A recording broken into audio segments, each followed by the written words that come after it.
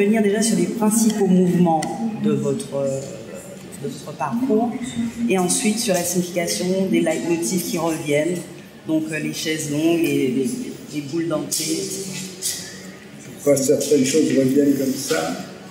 Les boules dentées dont vous parlez, qui datent des années 62, par là, c'est ça, ils sont arrivés comme ça. Le premier tableau où ça apparaît est ici, justement dans ce tableau qui s'appelle l'histoire sexuelle, donc vous avez des filles qui tournent. En fait, ce sont des astres demandeurs de sang et qui peut-être indiquent la condition humaine, tout simplement.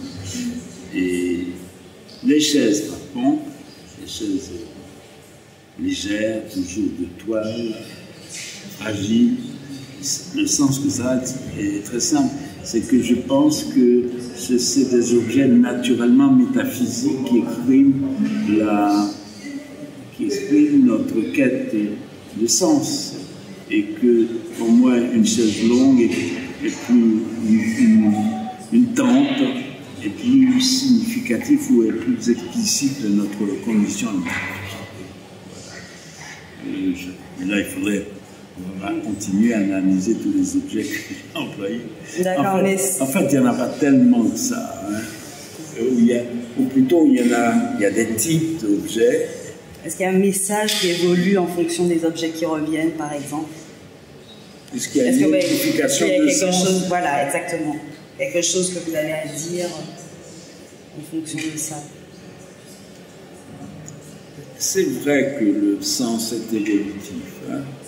Mais basiquement, comme je l'ai dit tout à l'heure, on a tous une connaissance commune sur les choses, sur les objets.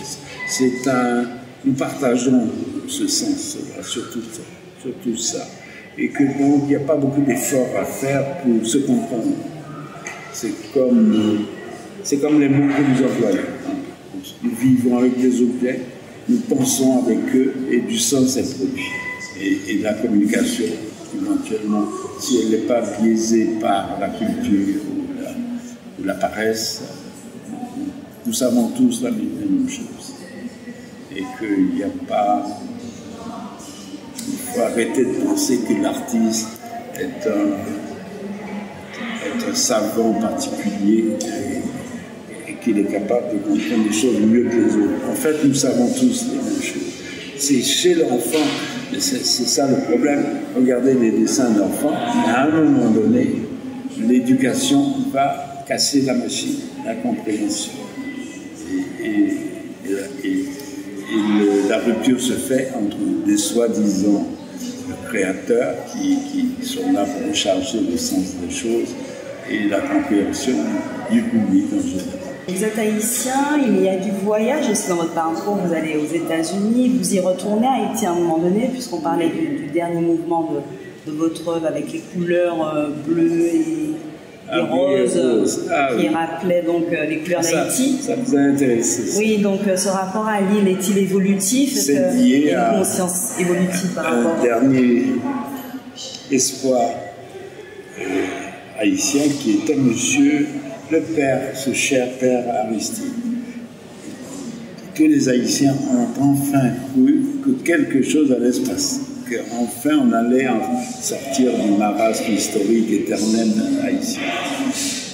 Et donc, je suis rentré à Haïti à ce moment-là, dans la période dite le premier Aristide. C'est quoi les dates exactement? 80.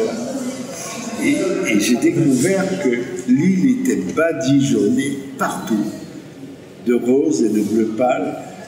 Bien entendu, c'est le drapeau haïtien, c'est le rouge et le bleu, mais Haïti est tellement dans un état de misère que les pigments sont d'une pauvreté exceptionnelle. Donc ça donne un petit rose et un petit bleu pâle. Et j'avais été bouleversé par ça. J'y ai vu le signe de l'échec historique, catastrophique d'Haïti depuis toujours. Un dernier mot sur la présence d'Aimé Césaire dans votre œuvre. Ça a l'air d'être important. Le commissaire a insisté là-dessus en fin de l'exposition. Donc peut-être en rapport à la négritude, est-ce que vous pouvez le spécifier? c'est un homme qui invente un langage nouveau dans la langue française. Et on peut espérer que tout artiste caraïbéen va pouvoir, à l'espoir d'en faire autant. Et donc, évidemment, Césaire est un modèle. Mais il connaissait, je l'ai rencontré une fois, dans sa mairie dite Rose, à l'époque, et il m'a beaucoup parlé de... En fait, notre interview, notre rencontre a consisté uniquement à parler de la poésie haïtienne, qu'il connaissait très bien. Et donc, voilà, bien sûr, je suis solidaire de ça. Et il y a des effets de langage qui sont... Il y a des passages entre sa poésie et ce que moi je tente de faire. En évitant un peu le principe de la négritude qui ne sert pas à grand-chose. Mais il s'agit de parler de notre condition, ça, c'est une forme de négritude. Effectivement, Aimé Césaire disait qu'Haïti, c'est la négritude en mouvement. Alors peut-être que c'est une façon de continuer tout ça. C'est ça. Il disait ça. Il est comme tout le bassin caraïbe, hein. C'est près des Cubains, que je connais un peu.